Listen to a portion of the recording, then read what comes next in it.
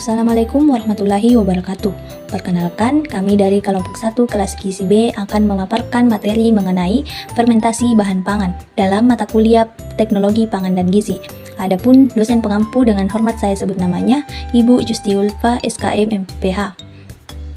Perkenalkan, nama saya Nur Amila sebagai moderator pada kesempatan kali ini. Adapun anggota kelompok saya yaitu Nur Ainun, Nurlian, Fitriani, Sakina, Siti Alfianti, dan Soterida Bulolo. Adapun outline pada presentasi kali ini, yang pertama yaitu latar belakang fermentasi, yang kedua definisi fermentasi, yang ketiga prinsip fermentasi, yang keempat perubahan yang terjadi saat fermentasi, serta pengaruh fermentasi terhadap mutu pangan. Pada pertengahan abad ke-19, industrialisasi pangan fermentasi dan penemuan mikroorganisme memiliki dampak yang nyata terhadap pengembangan produk fermentasi. Proses fermentasi juga dilakukan dengan menggunakan kultur yang tetap atau telah ditentukan menurut Kandasamy et al. 2018. Beberapa kelompok mikroorganisme seperti kapang dan bakteri asam laktat BAL berperan penting pada berbagai pangan fermentasi, termasuk fermentasi susu, daging, roti, buah-buahan, dan sayuran. Meskipun terdapat peningkatan penggunaan teknologi yang canggih pada proses produksi skala besar, fermentasi tradisional masih diterapkan karena keunggulan aroma dan flavor yang dihasilkan pada fermentasi tradisional. Definisi fermentasi. Fermentasi pangan adalah teknologi pengolahan pangan yang memanfaatkan pertumbuhan dan aktivitas metabolisme mikroorganisme untuk menstabilisasi dan mentransformasi bahan pangan. Fermentasi juga merupakan suatu cara untuk mengubah substrat menjadi produk tertentu yang dikehendaki dengan menggunakan bantuan mikroba. Produk-produk tersebut biasanya dimanfaatkan sebagai minuman atau makanan. Prinsip fermentasi. Fermentasi memiliki prinsip dasar yaitu meningkatkan pertumbuhan dan mengaktifkan aktivitas metabolisme mikroba tertentu yang akan digunakan. Tujuannya supaya mikroba tersebut dapat merubah sifat suatu bahan dan dihasilkan produk yang bermanfaat semacam alkohol atau asam, serta dapat menekankan pertumbuhan dari mikroba pembusuk lipolitik maupun proteolitik. Ada beberapa prinsip yang perlu diperhatikan ketika melakukan fermentasi agar dapat berjalan dengan optimal, seperti berikut. Pertama, aseptis. Beberapa kontamina atau tidak berkontaminasi dengan berbagai zat dan hal yang merusak proses fermentasi. Kedua, komposisi medium pertumbuhan. Ketiga, menyiapkan inokulum. Keempat, kultur. Kelima, tahap produksi akhir.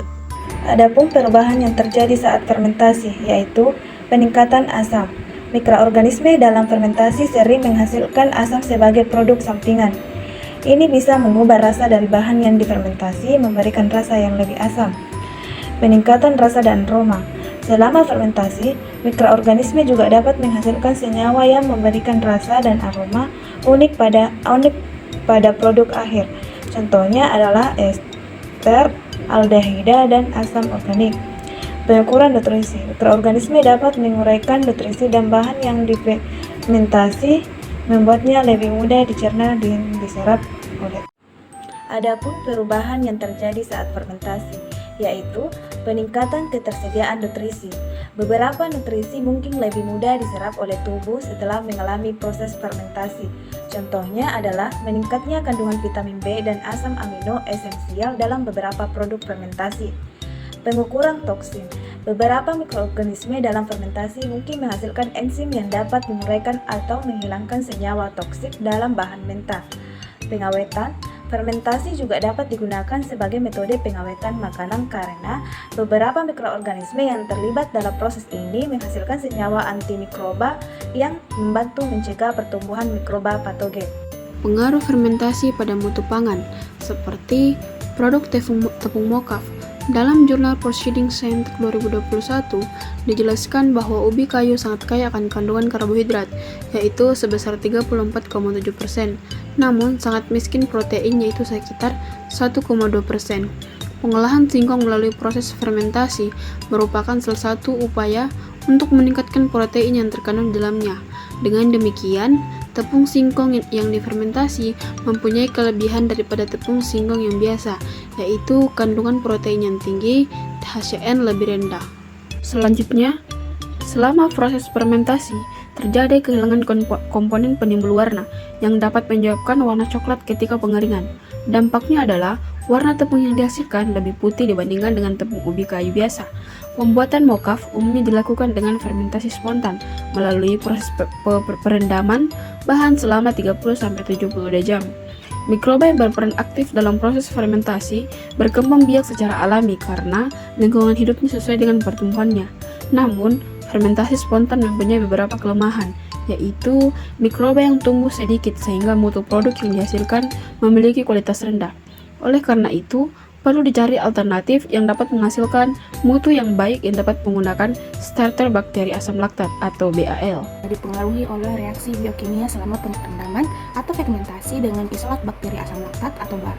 Dalam hal ini, enzim ekstraseluler yang dihasilkan oleh bakteri asam laktat selama proses perendaman mampu memperbaiki tekstur tepung pati dalam medium dapat terhidrolisis oleh bakteri asam laktat dengan cara mengekspresikan enzim ekstraseluler pemecah pati dan menghasilkan gula sederhana seperti disakarida atau dextrin yang dapat dimanfaatkan untuk proses metabolisme.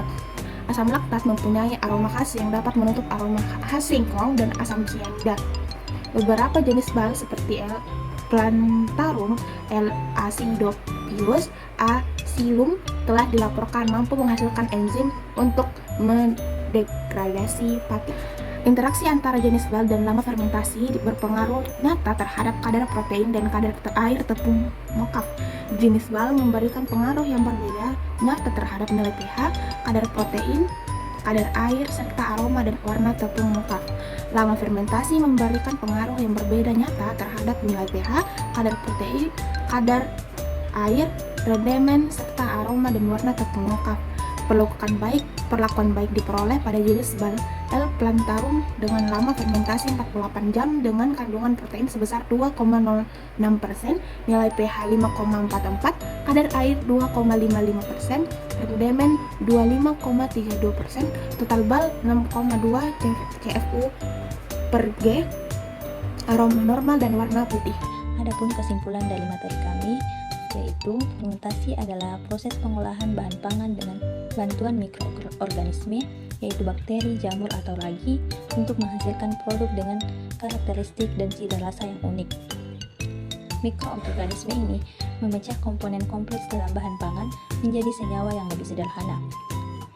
Ada beberapa faktor yang dapat mempengaruhi proses fermentasi bahan pangan, yaitu suhu, pH, waktu, jenis mikroorganisme, dan kadar air bahan pangan itu sendiri. Kemudian ada pun beberapa contoh produk fermentasi, yaitu seperti tempe, yogurt, tape, dan juga kecap. Sekian dari kelompok kami, kurang dan lebihnya mohon dimaafkan. Wabillahi taufiq wal hidayah. Wassalamualaikum warahmatullahi wabarakatuh.